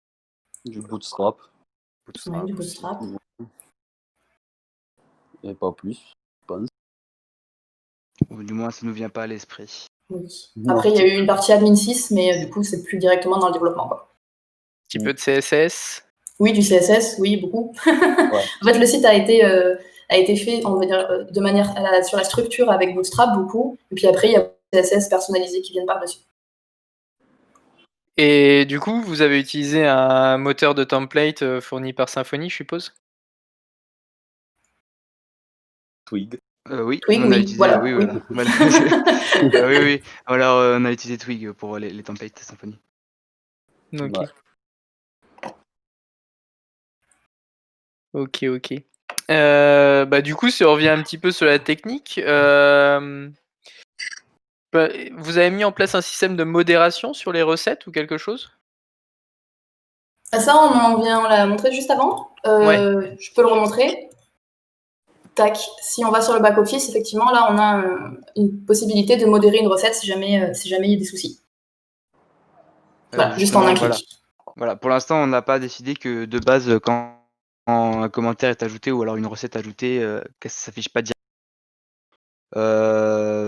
On est parti. C'est quelque chose qu'on pourra changer dans le futur. Pour l'instant, on est parti sur ça parce qu'on voulait avant tout mettre en avant le partage des recettes, l'aspect communauté et du coup d'être dans l'actif, dans la confiance. Quelque chose, dans les commentaires, ça soit réactif et que on pense que ça peut être un plus pour le projet. Et moi, j'ai une toute petite dernière question. J'ai vu qu'on avait la possibilité de mettre des vidéos. Est-ce que vous hébergez vous-même les vidéos? Est-ce qu'elles sont sur des plateformes de mise en ligne de vidéos? Et si c'est le cas, est-ce que vous gérez toutes les plateformes de vidéos? Comment sont gérées vos vidéos de manière plutôt globale, en fait? Steven, est-ce que tu veux répondre à ça?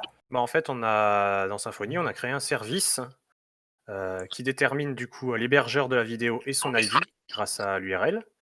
Et ce service, après, il génère une adresse avec, une adresse URL avec le code embed pour l'intégration du lecteur vidéo, en fait. Et puis, en fait, dans cette fonction-là, on autorise les liens YouTube, Dailymotion et Vimeo. Voilà. Ok, parfait. Eh bien, écoutez, merci. Merci, c'était vraiment un beau projet, vous avez bien fini.